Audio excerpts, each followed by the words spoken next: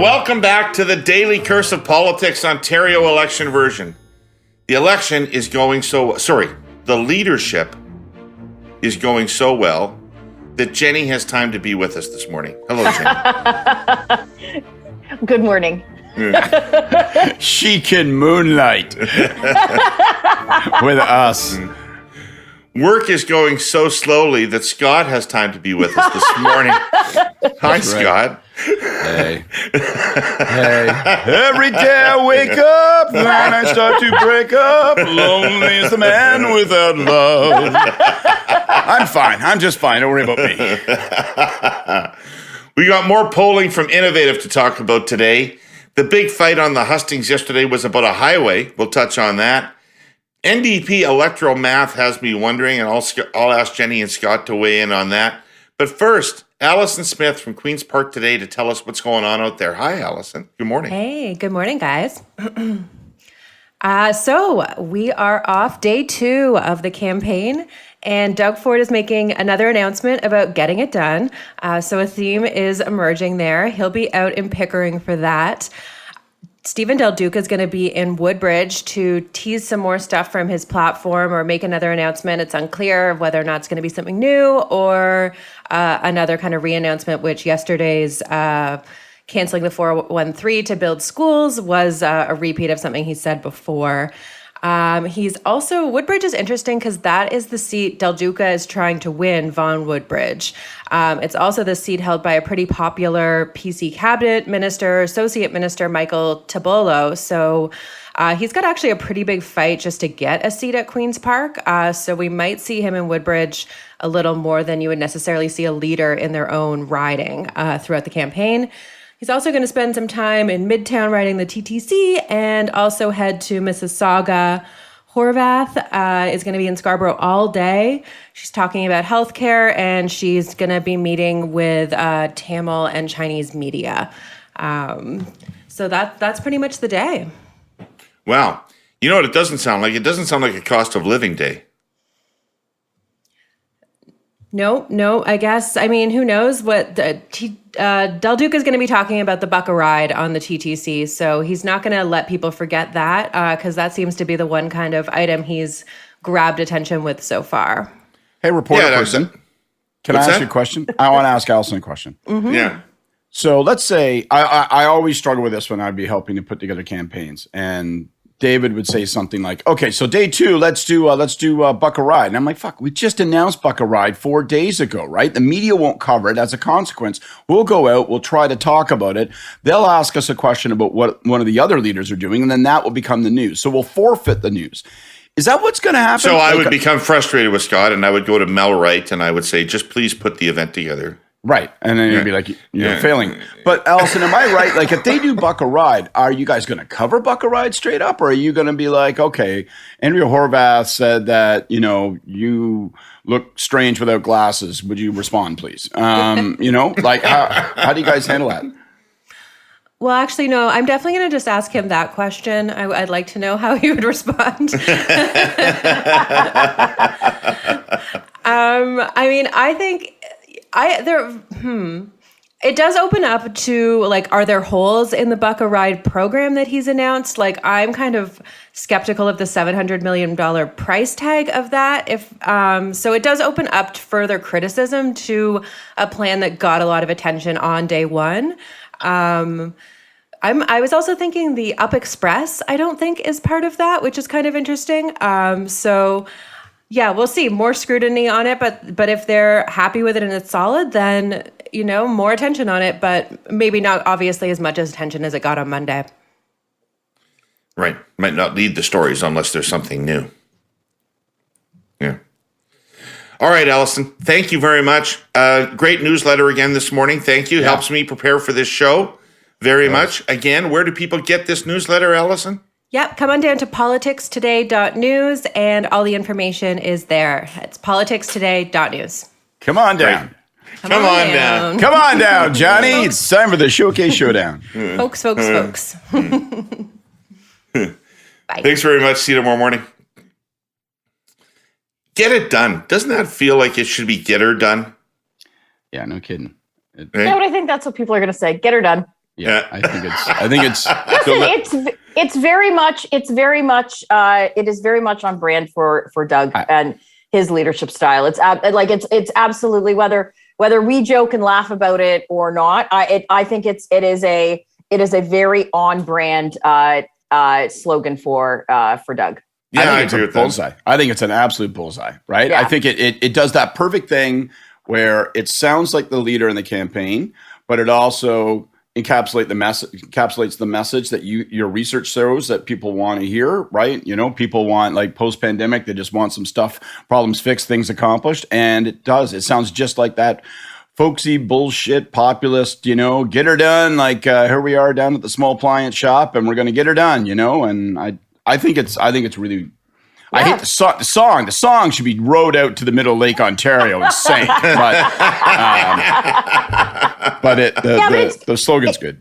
It's good, and it's able to. It's both forward looking and hits on his record, which is hard to get for a slogan as well. Because when you're in government, of course, as you guys know, we always want to talk about our record because we think we're all so wonderful. But you also need to be forward thinking because voters don't care nearly as much as you think you do going into an election campaign.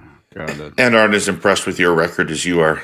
I love those casual advisors on campaigns, you know, the former senator, the friend, you know, you're not getting people don't know everything you've done about healthcare. You got to get out there and help. I mean, what kind of advice are you getting? These people are not helping you. You know, that realignment of the lens, that stuff is gold. You got to get that knowing. But is Del Duca? So here's a question going to Del Duca. Is there gonna be anything new? Like, is there gonna be a big pop? Because the announcement he did yesterday, as Allison said, it was a re-announcement of what he'd already done. So we're on like day 2, and he's doing re-announcements. And I know that like we've all done the re-announcements. And David, our comms people would do the exact same thing in campaigns as well. And I think you were probably more polite to Scott than I was in some of the cases. The decision has been made. But we're right. Us comms people are right. You do surrender the day. It means you get asked about something else because media are like, sorry, old news, no good. But usually at the start of the campaign is not when you're recycling announcements. Usually that's kind of mid-campaign. Like you've got and Scott, you would know this better than me, but like you've got very small bandwidth as to people are paying attention. The start of a campaign, people are paying attention, and then towards the end of the campaign, unless major things happen, and there's always things that can change it, debates, other catalysts. But it's very weird that on day 1 and day 2, he's doing re-announcements of things he's already talked about. I promised you a honeybee story earlier this week, Herle Burleyites, and I'm a man who delivers on all of his honeybee promises. It's from our presenting sponsor, TELUS, and more specifically, their $100 million Pollinator Fund for Good, one of the world's largest corporate social impact funds. Their mission? Partner with responsible startups who devote themselves to tackling the biggest social and environmental challenges of our generation, including supporting responsible agriculture, caring for the planet, transforming healthcare, and enabling inclusive communities. One of those businesses is Nectar, based in Montreal. Nectar uses precision beekeeping technology to help raise healthier honeybees. Specifically, they've developed a smartphone tracking tool, BeeTrack, that follows and tracks hives during the growing season. Honeybee health. Yep, now there's an app for that. And just in time. You've probably heard stories about the declining honeybee population. About 40% of American beehives have been dying each year, up from an average of 15% historically. BeeTrack will tell the beekeeper if the hive's location is poor, or if it's full of unwanted pesticides and needs to be moved, or if it needs disease treatment to survive. No small thing. Fully 1/3 of our crops today depend on managed bee pollination. Everything from the almonds and blueberries you eat to canola seed. Startups simply can't develop technology like this in a black box lab. It takes a hell of a lot of doors being opened and real economies of scale to make systemic change for sustainability possible. Precisely what the TELUS Pollinator Fund for Good is here for. And you know how pollination spreads even more growth? When TELUS put their money into honeybees, other investors took notice too. Today, Nectar is closing in on 150,000 active hives, and they expect to double that number soon, making it the market leader. TELUS is a company driven by social purpose, and you can read more about their commitments in their sustainability and ESG report at telus.com/sustainability. I bet they were springboarding off of what Ford was doing and using the opportunity to engage on the 413 highway issue and get into that news stream. I'll tell you this, one thing that I know about the folks that are involved in the Liberal campaign is they're going to know how to run a guerrilla campaign. They don't have a lot of resources, but these people have done guerrilla campaigns before, and they're good at adapting on the fly. They're good at taking advantage of what's going on in the dynamic of the race. These are the people that flipped the 2007 campaign on its head on Tory with faith-based schools. So they're good at understanding the dynamic, and yesterday they got into the fight.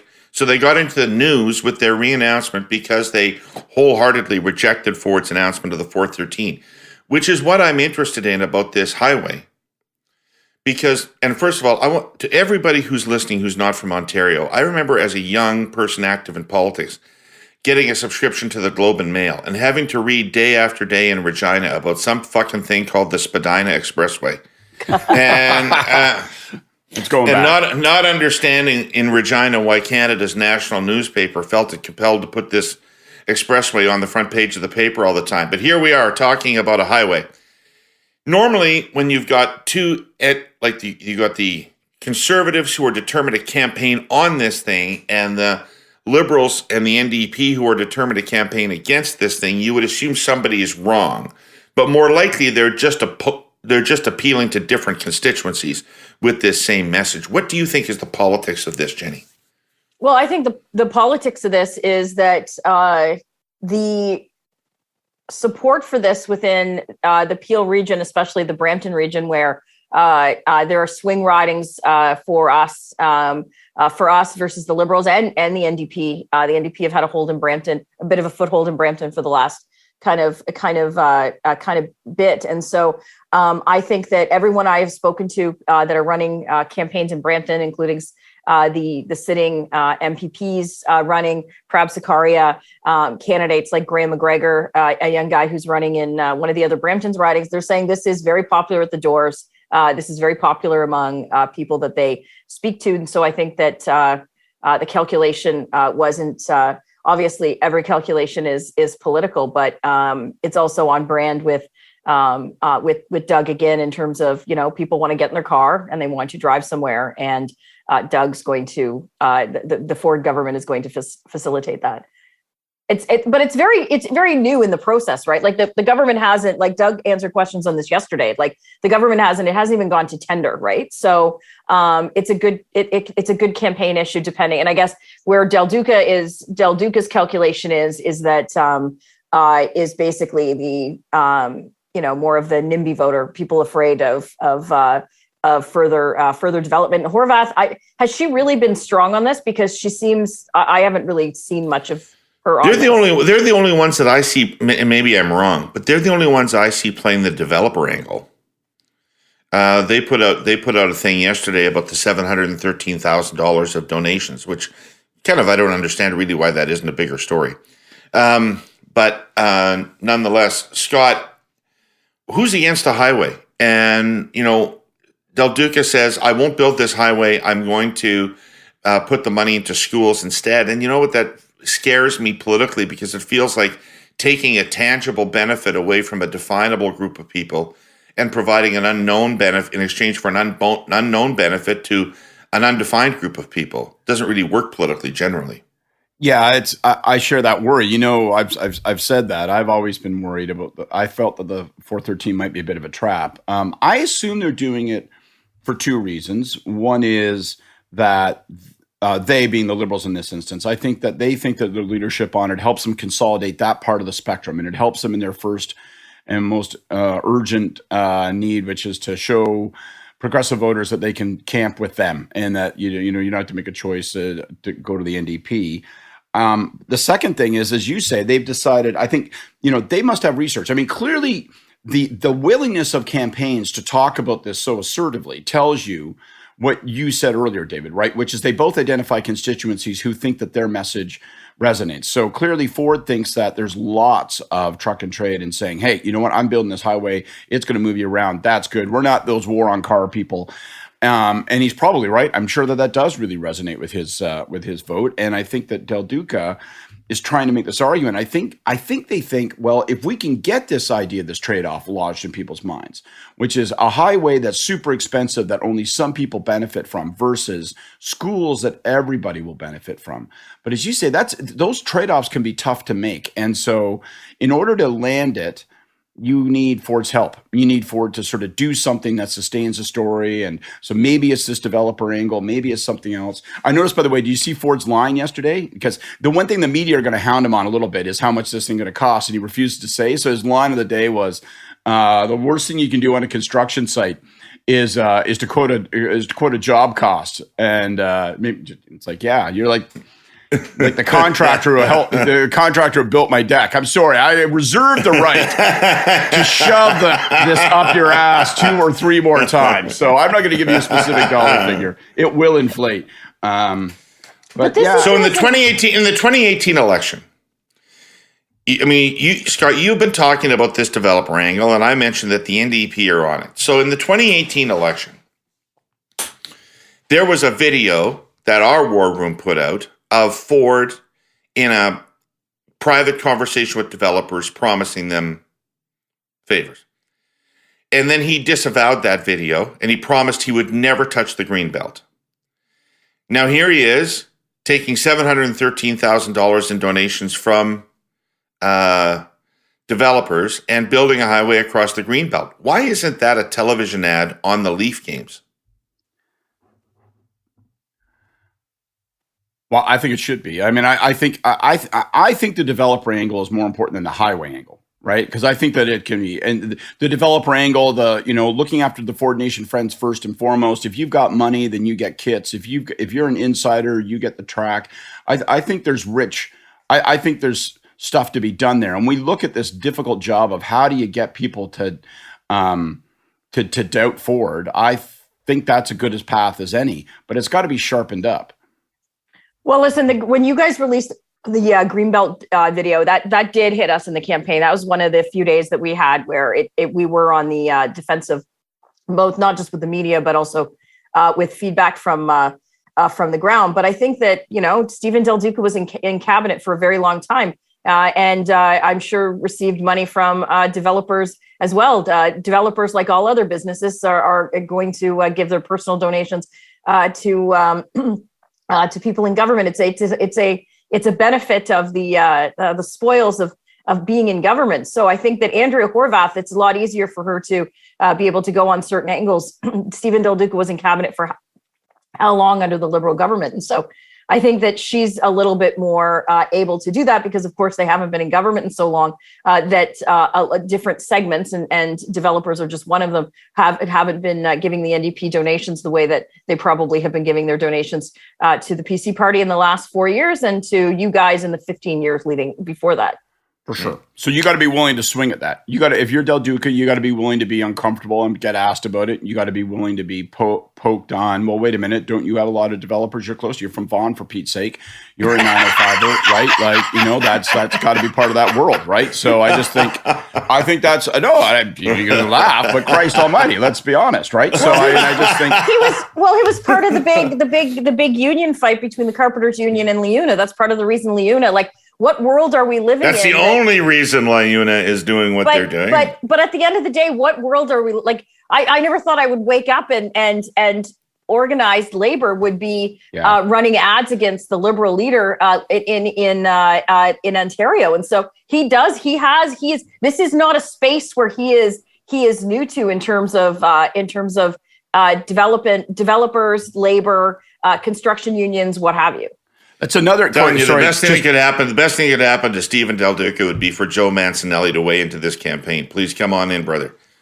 Well, he was all over this yesterday, actually, to be fair, right? He is in the campaign. And I think that's another interesting calculation that's less visible to people, maybe. But, if you wondered whether Doug Ford's relationship with private sector labor unions was maybe a temporary factor of like the 2018 election campaign, one thing about Highway 413 is that it's galvanizing that relationship.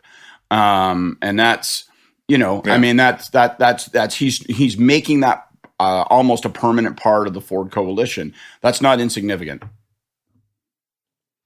Home sweet home. A place to create memories, a place to hang your hat, a place to be proud of, and a place that is all yours. Our original sponsor, the Ontario Real Estate Association, says the dream of home ownership is slowly being dismantled, brick by brick, due to high housing prices, difficulty saving for a down payment, and fewer homes being built. It is more difficult to buy a home now than it was, say, when I was in my 20s, but the benefit of home ownership remains the same. The stability and security provided by home ownership fosters vibrant and stable communities and improves quality of life, leading to opportunities and experiences to last a lifetime. Home ownership is the bulwark of Canada's middle class, so it's not surprising that 90% of parents surveyed in a recent Abacus data poll feel it is important that their child is one day able to own a home. But how? The best options, aside from borrowing from mom and dad, to help young buyers purchase a home is twofold. One, the government needs to consider changes that will dramatically increase the supply of housing to meet the existing demand. And two, increase the first-time home buyer's land transfer tax rebate from its current rate of $4,000 to $8,000. You'll be hearing a lot more from Maria over the next 5 weeks about Ontario's housing affordability crisis and what can be done to fix it. Because Aurea wants to see more young people become homeowners, and that starts with building a home for everyone. Read Aurea's plan at ahomeforeveryone.info. Hey, let's look at some leader-related data from Greg Lyle. Are you guys able to open that attachment I sent you last night? I did look at it. You asked us if we all had PowerPoint. What year are you in, David? What do you mean? Who doesn't have PowerPoint? You have PowerPoint? You guys heard of this company, Microsoft? So I'll just run over some data for our listeners quickly. So favorable, unfavorable views of the leaders. Doug Ford, 9% very favorable, 24% somewhat favorable, 15% neutral, 18% somewhat unfavorable, 30% very unfavorable. Almost nobody doesn't have an opinion. Andrea Horvath, 7% very favorable, 22% somewhat favorable, 22% neutral, 16% somewhat unfavorable, 25% very unfavorable, 8% don't know who she is. Stephen Del Duca, 3% very favorable, 15% somewhat favorable, 28% neutral, 17% very somewhat unfavorable, 19% very unfavorable, 17% don't know who he is. Mike Schreiner, 3% very favorable, 9% somewhat favorable, 27% neutral, 6% somewhat unfavorable, 7% very unfavorable, 47% don't know who he is. So poor Mike Schreiner's obviously been unable to punch through. Couple things here that are striking me. First of all, nobody's enthusiastic about any of these people. None of them cracked 10% of very favorable numbers among the population. Ford's 30% is a strong pocket of strong opposition. There are 3 times as many people that are strongly unfavorable toward Ford as are strongly favorable toward him. He still wins by a mile on best premier. 28% say Ford would be the best premier. 27% don't know who would be the best premier. Next choice is Horvath at 19, Del Duca at 12. I would argue, and Greg Lyle would probably agree with me, that this is a lagging indicator, and people tend to view the sitting premier as prime minister as best at that job until they're no longer in it. But nonetheless, there's that. Now, this is the thing I want to focus on a little bit, and let's focus purely on Ford. So, Innovative asked Ontarians which leader a number of statements applied to most. And flip-flops, top of the chart. Flip-flops. 42% said that applies most to Ford of the three leaders. Makes unrealistic promises. 32% said that applies most to Ford, leading by a considerable margin. That's an unusual thing, by the way, for the premier to have, to lead in making unrealistic promises. Strong leadership. Ford does much better than the others on that. 32% say strong leadership applies to him. Next is Horwath at 16%. Is being honest about the challenges facing Ontario. He does reasonably well at that. Competent. Doug Ford, number one choice for competence. 28% say Ford is competent. 19% say that of Horwath. 12% say it of Del Duca. And then at the bottom, integrity. 21% say that applies to Ford. 19% say that applies to Horwath. 9% say Del Duca. And most people say nobody in the system. So what do you see in that data that makes you think Ford could be vulnerable? Where is if you're Ford and you're looking at this, I'm ahead, I'm winning, I've just got to maintain my situation. And here's what people think about me. Is there anything that the opposition can do with a flip-flopper who doesn't have integrity? Well, people see him as having more integrity than the other guys. Well, only yes, but so that relatively yes, but only 1 in 5 Ontarians, when said, who does the word integrity apply to? 1 in 5 said Ford. That's much lower than the Conservative vote. But that's still higher than the others. Like I think that how I would look at this is if you're Doug's like your uncle. Doug's your fun uncle who can make some promises he doesn't keep. COVID probably will give him the benefit of the doubt on that because things changed so much for the last 2.5 years. People were very happy about how he handled that, especially people like Scott, in terms of the decisions he made for the first year in terms of COVID. So I think Conservative voters are going to, or I think voters are going to give him the benefit of the doubt. And almost those polling numbers, what I saw when I read it, David, and I was very curious to hear what you thought as well. You too, Scott. I didn't mean you. No, well, who gives a shit? I'm just over here playing with my Doug Ford poster, gazing at his blue eyes. But I think that people generally are happy with where they are at right now. And although they might have been upset with certain decisions the government has made, COVID has given Doug the benefit of the doubt. And at the end of the day, I think it comes down to they think at the end of the day his heart is in the right place.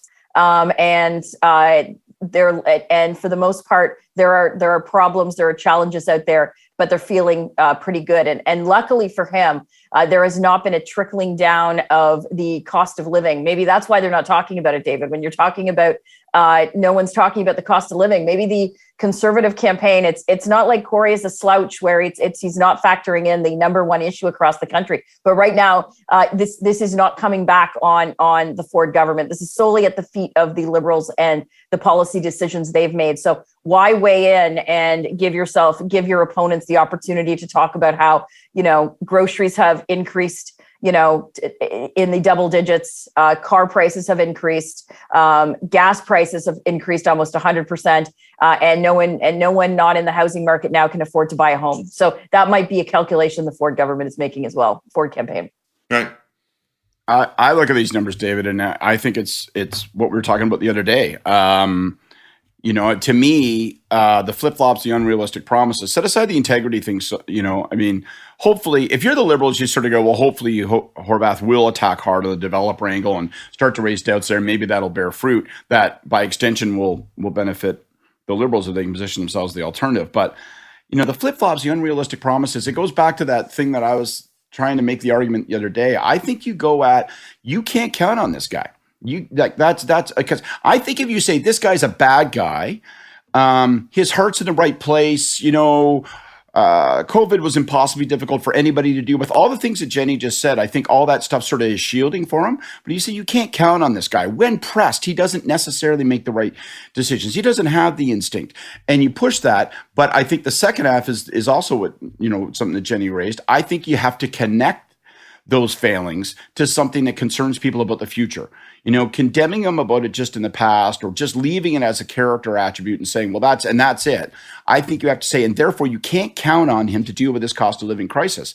And Jenni may be right. That may be why they're not talking about it as the government. I would try to nail it to his mast. I would be like, we've got this problem. And, don't tell me it's not a provincial problem. It's an everybody's fucking problem. And I'd be hammering on him and saying, you can't count on this guy. Now, that may not be the easiest charge to stick, but when I look at these numbers, it strikes me that that's the most obvious path. Saying that another way, Scott, I mean, if I said to you that I've got a person that people think flip-flops, that people think makes unrealistic promises, and people aren't sure has integrity, wouldn't you say that person has a trust problem?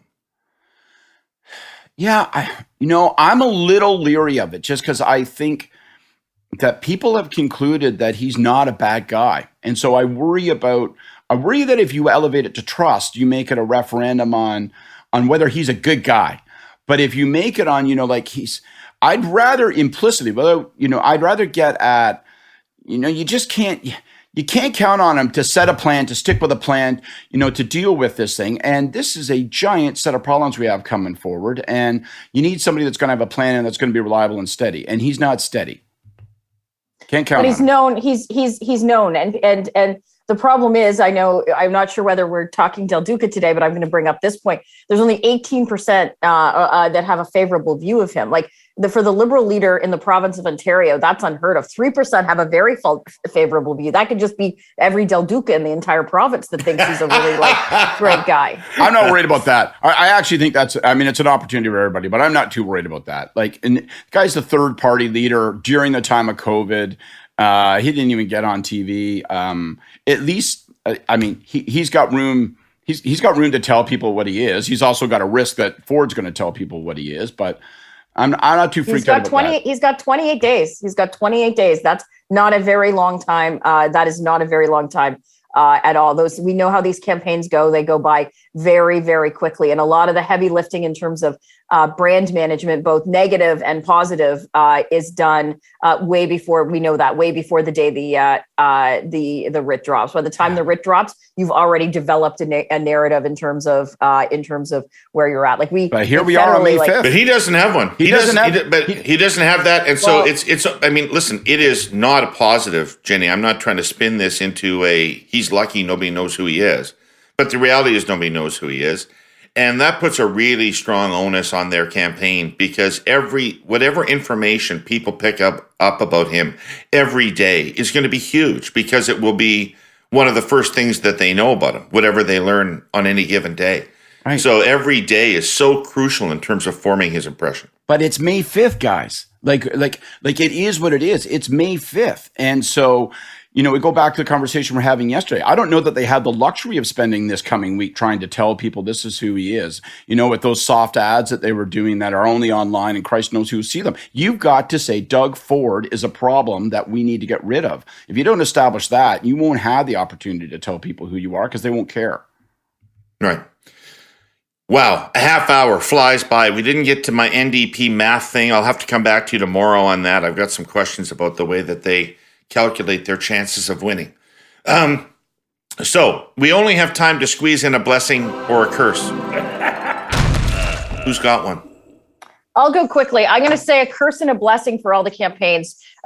Good news for my friends in the Tory war room because it has been a somewhat boring election so far. We all watch it, we love it, we consume it. I watched all of the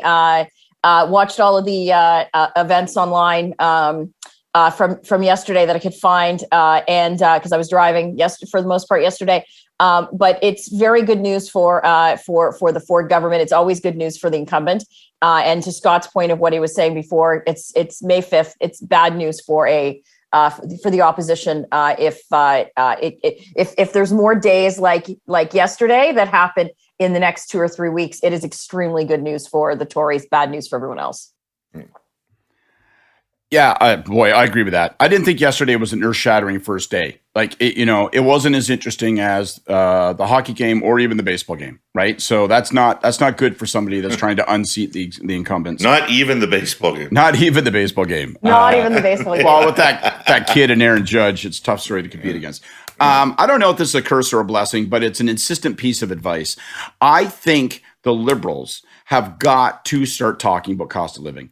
And, I think, we're going to cut pollution. We're going to do this. We're going to do that. I think you need to string together in this first week 4, 5, 6 days. You want to tell people who Stephen Del Duca is? Tell people that Stephen Del Duca is somebody who cares about cost of living and understands the hardship you're experiencing. Like, I just think it's not a one-day announcement and move on to like highways tomorrow and something else. And you got to be hammering on this issue. It's the number one issue in the province. You've got to make it an issue that you are seen as caring about and motivated to do something about. And you got to wedge the government on it. But I just don't know how you can drift through the first week of a campaign and not be talking about the number one issue that's causing people aggravation. That seems to me to be a precondition to causing people to consider changing their vote from Doug Ford. All right, my curse goes out to the Conservative tour and media operation, which is, it's one thing not to run a tour and have people come and not bring media along with you. That's your right. Makes sense in a lot of respects. Media demand to be paid a lot for it anyway. I get that, and it's just reasonable tactic. Not giving out your itineraries in advance so that media can properly cover you and prepare to cover you in the election campaign is not kosher. So that's avoiding accountability and avoiding scrutiny. So I have no issues with you not dragging the media around the province. I do have issues with you not telling them where you're going to be and what you're going to be saying. So let's have a little bit more transparency and accountability. That's my curse of the day. Hey, everybody. Thanks for listening today. Thank you to our presenting sponsor, TELUS. Thank you to the Ontario Real Estate Association for their support. And thank you to Allison Smith for keeping us honest first thing in the morning. Jenni, Scott, great to see you. Thanks for coming out. Bye, everybody. Bye, guys.